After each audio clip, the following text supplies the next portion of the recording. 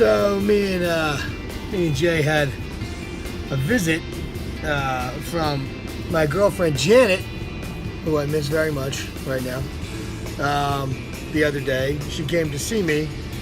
Now, it just so happened that the night she was coming down, I had ordered a pizza, had come off the trail and got a hotel, and I got hit with this god-awful pain. I wish that I could explain to you the type of pain that I was experiencing, but the truth of the matter is I don't think that I'm able to. Actually I could, but it's not really appropriate for the viewers.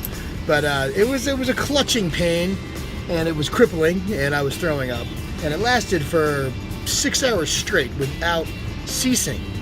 So I ended up going to the front of the hotel and told them that they needed to call me an ambulance because something was seriously wrong with me. And so the ambulance came, took me to the ER. It turns out that I had a kidney stone, which I heard was painful, but I had no idea that anything could be that painful.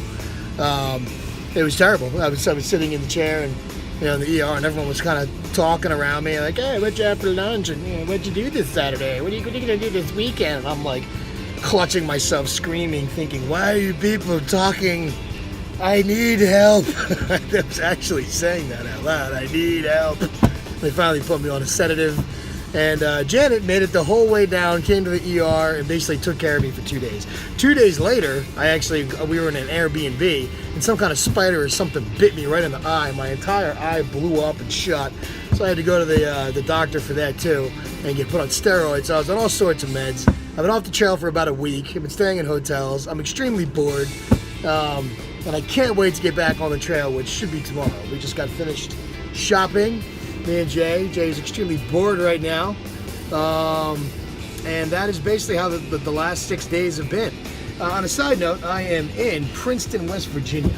If anybody on the trail ever decides to come to Princeton, West Virginia, be prepared to pay a lot of money for someone to come from Virginia to come pick you up, or to get an Enterprise and drive it back to Virginia to like a trailhead or whatever. There's no taxis here, there's no shuttle services, and most people that have taxi licenses in Virginia aren't allowed to pick up people from West Virginia and drive them back to Virginia.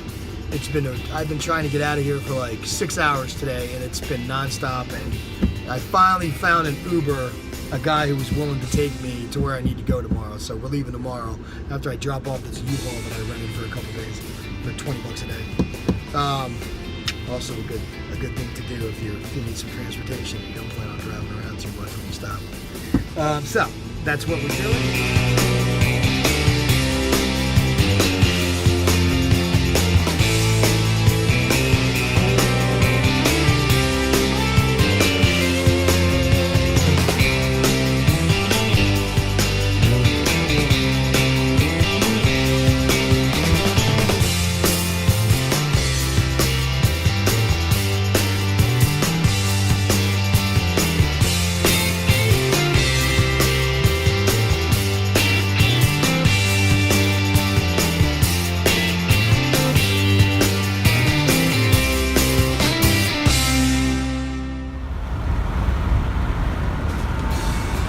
Largest freestanding star in the world, Roanoke, Virginia.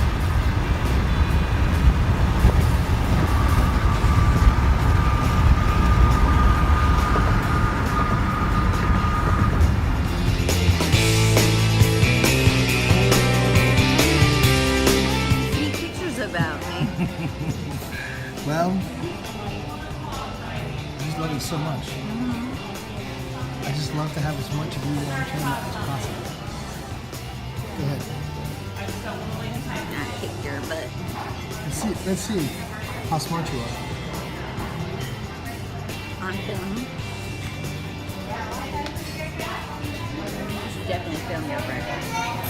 I got the big boy breakfast.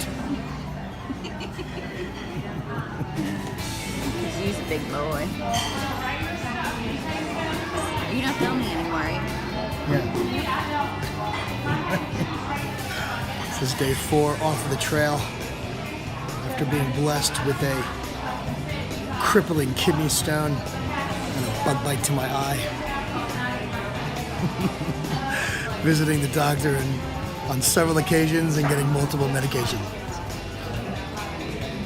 But we went to Blacksburg. That was a good thing. But we went to Blacksburg And had a and had a slice big piece of pizza at Benny's. at Benny's. We've got that in. Sorry, they kind of overwhelm me sometimes. Oh, no, you're fine. They fill me out. So that's It's what alright. our program for, but we do already have y'all's in. Okay, Nice. don't rush Nice. for us. Let's go, let's go. I think she was crying. Huh? I think she was crying About what? about being overwhelmed. Really? What are you seeing? It's that busy. I'm gonna go hug her. How you doing over there? No, I'm putting them back. You Why? should tell the story about the German Shepherds. I will. Right now? that might need to be a different segment.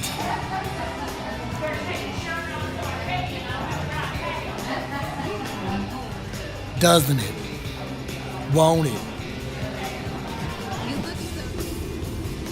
So I met this guy in Walmart, and he liked Jay. So he came over and he said, can I pet your dog? Well, I said, sure. And he pet Jay, and he said, I have 11 of these guys. I said, you have 11 of them? I said, why? And he said, he actually takes in police dogs, ex-police dogs, that are between the ages of 5 and 6 typically when they retire, and the state pays for them, and he keeps them on his ranch. He's got 162 acres, and he just kind of lets them run free, and he takes care of the dogs. And I thought it was a really interesting story. I didn't know that existed. So, when they're ready to retire, they send them to places like this to be taken care of. And that is the German Shepherd story.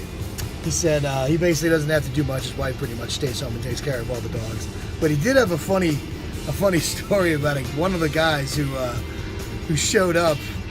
There was a guy that showed up who was like the cable guy, and I guess he'd been doing something he shouldn't have been doing in the van on the way over. And one of the dogs there happened to be a narcotics dog, and he ended up pinning the guy against the van and wouldn't let him move. And the guy said, what am I supposed to do to the owner? And the owner said, the best thing you can do is just open that door and let him go in. And so he opened the door and let the dog go in. The dog pinpointed what he needed to pinpoint.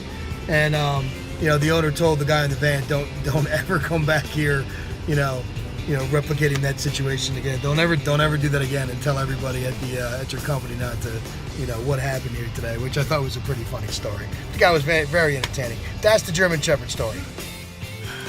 Ready. Go. Now I'm taking a video. This is perfect. I'm gonna put this right in.